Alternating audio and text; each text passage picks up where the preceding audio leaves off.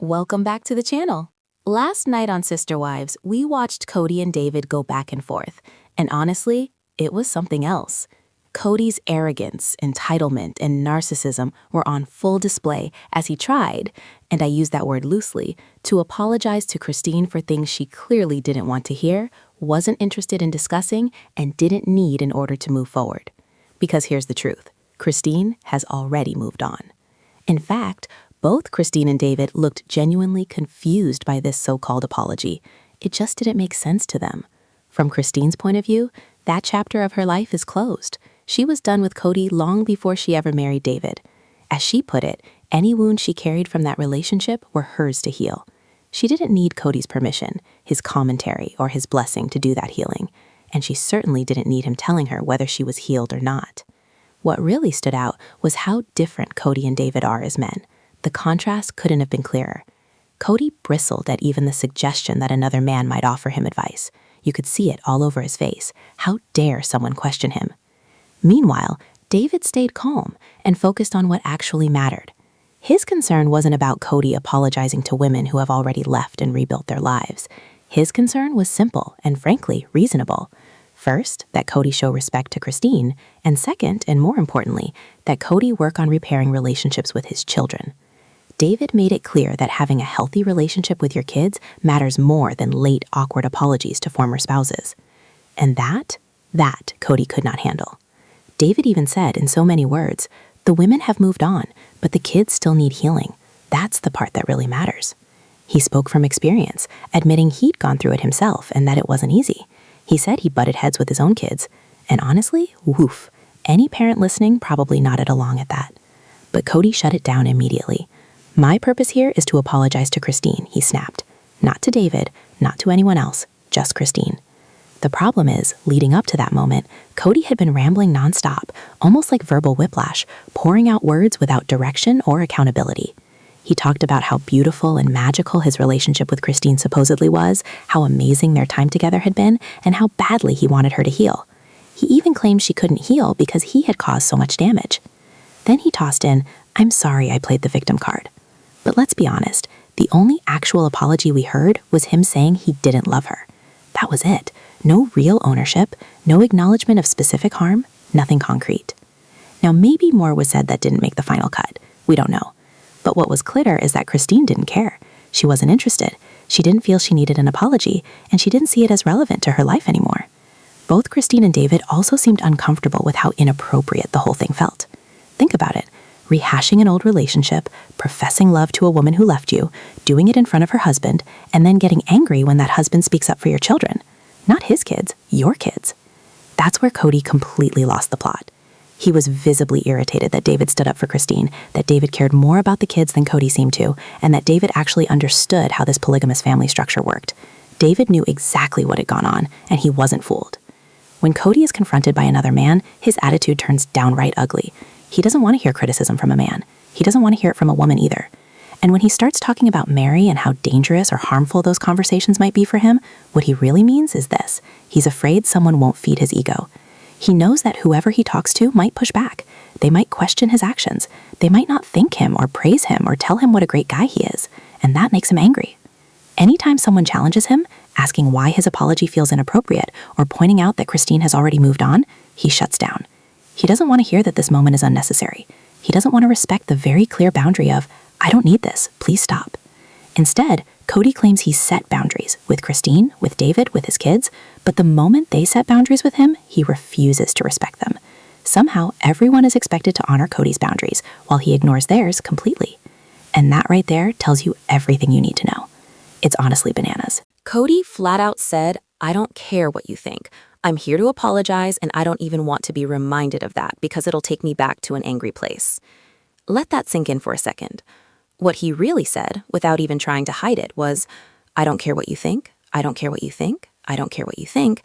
I'm here to perform an apology, and do not bring up my kids because that makes me mad. And if that doesn't tell you everything you need to know about Kody, I don't know what will. He had zero interest in listening, zero interest in reflection. What he wanted was the spotlight, center stage, so he could look noble, gracious, almost saint-like, as if he were generously granting Christine permission to move on. which, by the way, is laughable because she left him. But that was his attitude the entire time. Don't challenge me, don't make me talk about what actually matters, don't bring up my kids, don't acknowledge that you're married now. And on top of that, Kody couldn't resist tossing in little underhanded jabs at Christine and their former marriage. When David stepped in to defend his wife, rightfully so, Kody snapped back with, "You've only had 2 years with her," as if love, respect, and decency come with a stopwatch. Then Kody tried to justify himself by saying, "Well, I'm already making an effort. These deteriorations happened as a group, not because of one individual. In other words, not my fault." When he went on to say that he wasn't interested in David's advice or experiences with his children, what he really meant was this: David is on the other side. And when Kody says the other side, let me translate from fluent Kody Brown. He means David is anti-polygamy. David doesn't believe in it. He speaks out against it. He has very strong opinions about it, and for good reason. He's seen firsthand what it does to families. His sisters were treated terribly. He lost a niece in Mexico. He lost other family members too, great nieces and nephews. These weren't distant stories. This was his real life, tied to the same fundamentalist world, running parallel to the one Kody chose. And Kody doesn't believe David has any right to speak up for his kids. Why? Because Kody wants to blame polygamy itself, not his choices. Kody's argument is basically this: the pain between him and his children isn't because of anything he did, it's just because they were all stuck in polygamy together. No, Kody, that doesn't fly.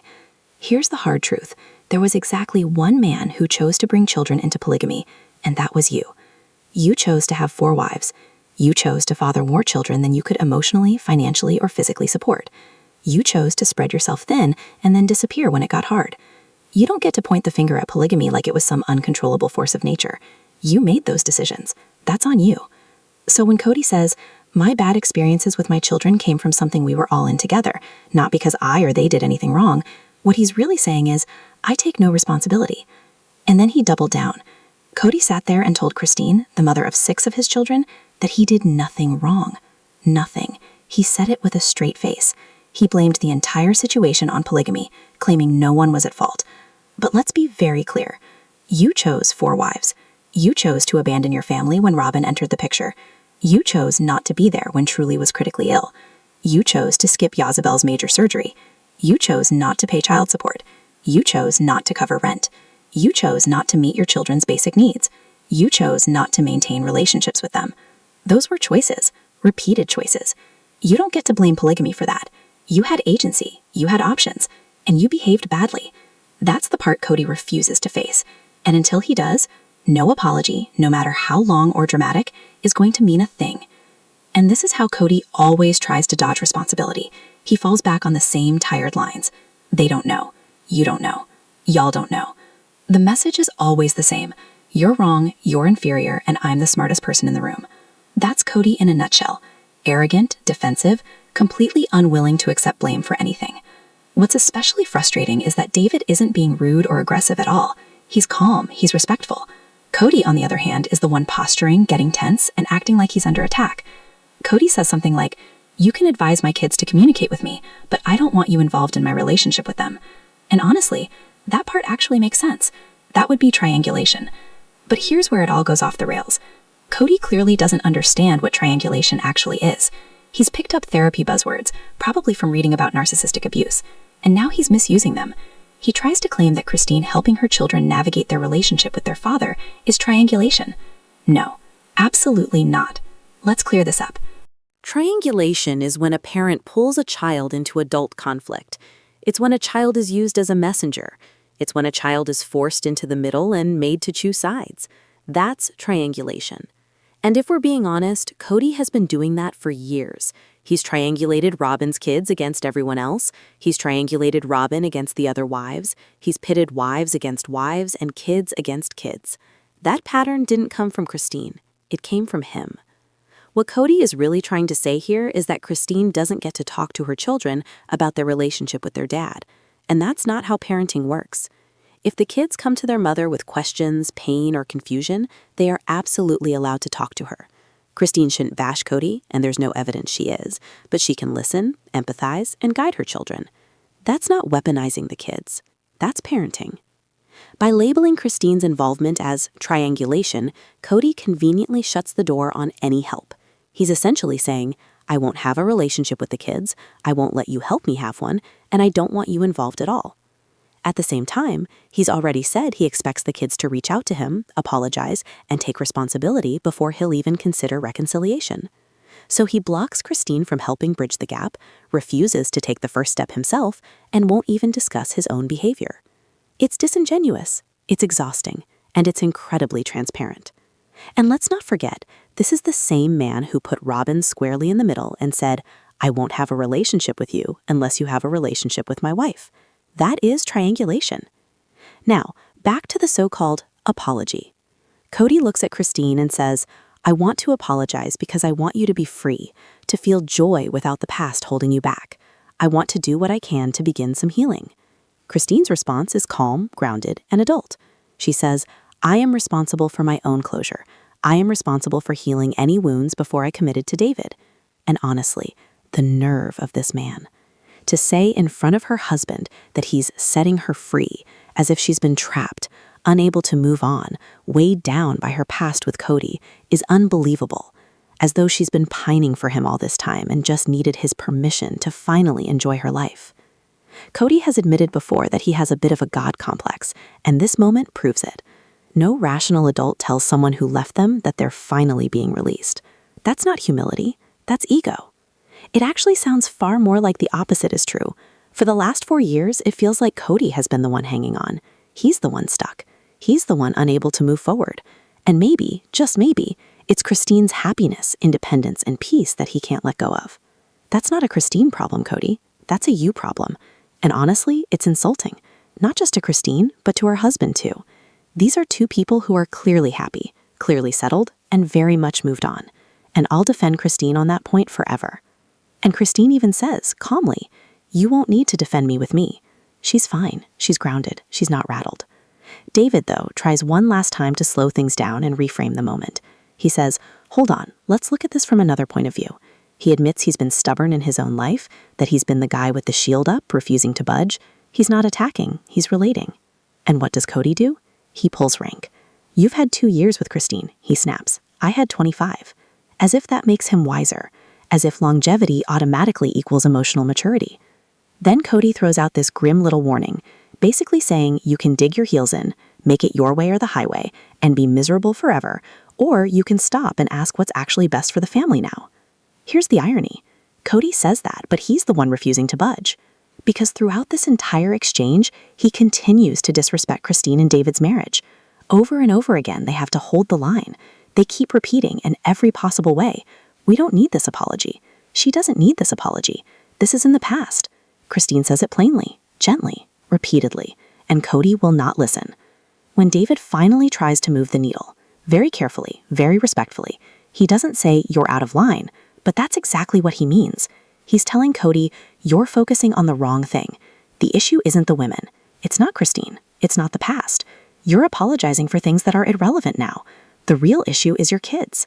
David is saying you're being stubborn, you're being bullheaded, you're so convinced you're right that you can't hear what actually matters. And keep this in mind, David is around the kids. He sees them. He knows what they're dealing with. And still, Kody digs in his heels. Nope, it's fine. I still need to apologize. Then David tries to extend an olive branch. He invites Kody to go to Moab and attempt to build something, anything. And Kody immediately shuts it down. No, we're not doing that. But then, almost comically, he adds, I'll go to the Speedway with you. That's a whole separate conversation for another episode, because this one is already long enough. But the key point is this. The apology just won't stop. Kody refuses to read the room. He refuses to take the hint. I was watching this with my husband, and he said something that really stuck with me. He said, this guy has zero self-awareness. He can't tell that these people are exhausted by him. They've already said they don't need the apology. And eventually, that's exactly what happens. Christine and David hit their limit. They stand up and say, we've got to go, and they leave. Kody knew David would be part of this conversation, and yet he brushes him off like his thoughts don't matter, like his words don't matter, like he doesn't matter. And that's frustrating to watch. Christine finally says it clearly. I've reached my limit. I know Kody has more he wants to say, but I'm done today. And she adds something important. She likes where her life is now. She likes who she is now. David agrees. And that's the truth of it. I don't think Kody is capable of having an amicable relationship with Christine and David because I truly believe he thinks he's better than them. He doesn't want to be around anyone who might push back, challenge him, or refuse to bow down and worship him. Look at the pattern. He surrounds himself with friends who praise him, a wife who praises him, and he only seems comfortable with kids who praise him. So for him to paint Christine or David as bad or dangerous is ridiculous. And here's something interesting. Someone I know was actually in this episode. She worked at the Speedway and checked them in. She said Kody is exactly like this in person, arrogant, full of himself, and difficult to be around. Meanwhile, she said Christine and David were lovely, warm, kind, personable. And during that whole Speedway visit, Christine barely acknowledged Kody. She was over it, completely uninterested, wanted nothing to do with him. To me, it feels like Kody has to protect himself from rejection by telling himself that Christine and David are dangerous. But what this episode showed me is something else entirely. Kody still has feelings for Christine, and he has no real respect for David, no matter how much he pretends otherwise at the end. That's how it came across to me. Now I want to hear from you. What are your thoughts? Let me know in the comments below. If you enjoyed this video, give it a thumbs up. Make sure you're subscribed and click the bell so you never miss an upload. Thanks so much for watching.